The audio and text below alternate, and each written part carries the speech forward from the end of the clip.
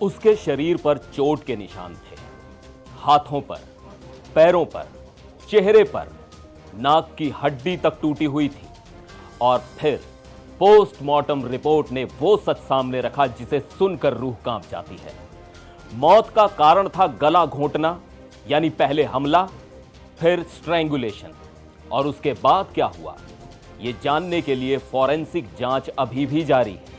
नमस्कार, मैं हूं सिद्धार्थ प्रकाश और आज हम बात करेंगे दिल्ली के उस हाई प्रोफाइल केस की जहां एक आईआरएस अफसर की बेटी के साथ हुई इस दरिंदगी की सच्चाई अब पोस्टमार्टम रिपोर्ट के जरिए धीरे धीरे सामने आ रही है। एम्स दिल्ली के फॉरेंसिक डिपार्टमेंट के हेड डॉक्टर सुधीर गुप्ता ने साफ कहा है कि यह मौत स्ट्रैंगुलेशन यानी गला घोंटने से हुई है और उससे पहले लड़की के साथ जबरदस्त संघर्ष और हमला हुआ था। रिपोर्ट के मुताबिक शरीर पर कई जगह एब्रेशंस और कॉन्ट्यूशंस पाए गए, यानी घिसटने, पकड़ने और मारपीट के निशान। चेहरे पर मल्टीपल लेसरेशंस थे और सबसे अहम, नाक की हड्डी टूटी हुई थी जो ब्लंट फोर्स इंपैक्ट की ओर इशारा करता है। यानी साफ है कि यह कोई अचानक हुआ हमला नहीं था, यह एक वायलेंट स्ट्रगल था जहां पीड़िता ने खुद को बचाने की पूरी कोशिश की। अब सबसे खौफनाक हिस्सा, जब डॉक्टरों ने गर्दन की अंदरूनी जांच की तो पाया कि स्टर्नोक्लाइडोमैस्टॉइड, स्टर्नोथायरॉइड और स्टर्नोहायोइड मसल्स में इंटरनल हेमरेज था। अब साधारण भाषा में समझें तो गले की मांसपेशियों के अंदर खून जमा था जो बताता है कि गला बहुत जोर से दबाया गया। इतना ही नहीं, थायराइड कार्टिलेज के दोनों हिस्से टूटे हुए थे।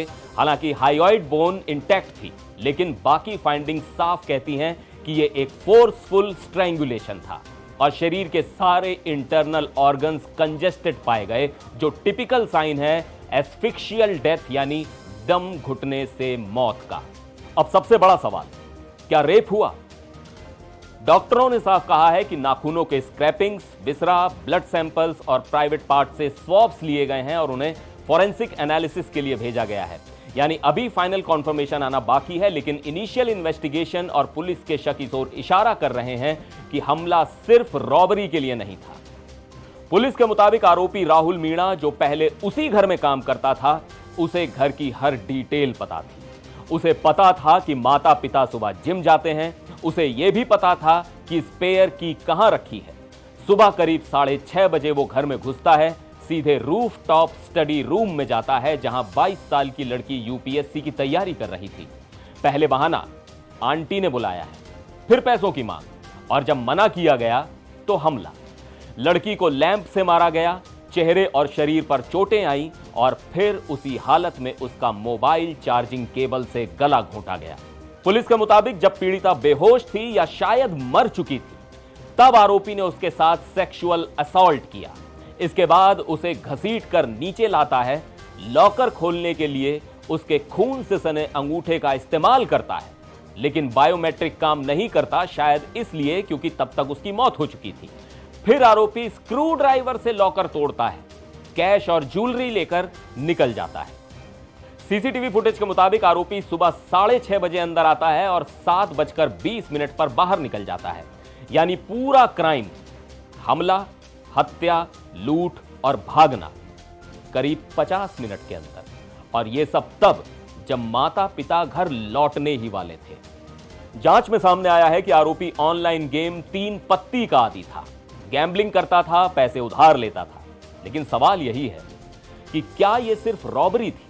क्योंकि इसी आरोपी ने दिल्ली आने से पहले अलवर में भी एक महिला के साथ रेप किया था। तो क्या यह एक पैटर्न है? क्या यह प्री प्लान्ड सेक्सुअल वायलेंस था? पुलिस खुद कह रही है रॉबरी के साथ साथ सेक्सुअल इंटेंट और पर्सनल ग्रुज भी हो सकता है। यह लड़की कोई आम विक्टिम नहीं थी। डीपीएस आरके पुरम से पढ़ी, क्लास 12th की all India topper, IIT Delhi graduate, UPSC aspirant. जिस दिन यह घटना हुई वो उसकी नई रूटीन का पहला दिन था। सुबह जल्दी उठकर पढ़ाई करने का फैसला, और उसी सुबह उसकी जिंदगी खत्म कर दी गई। पोस्टमार्टम रिपोर्ट ने यह साफ कर दिया है कि मौत कैसे हुई, कितनी बेरहमी से हुई। लेकिन अभी भी सवाल बाकी है। क्या रेप कंफर्म होगा? क्या यह पूरी तरह प्लान्ड सेक्सुअल क्राइम था या सिर्फ रॉबरी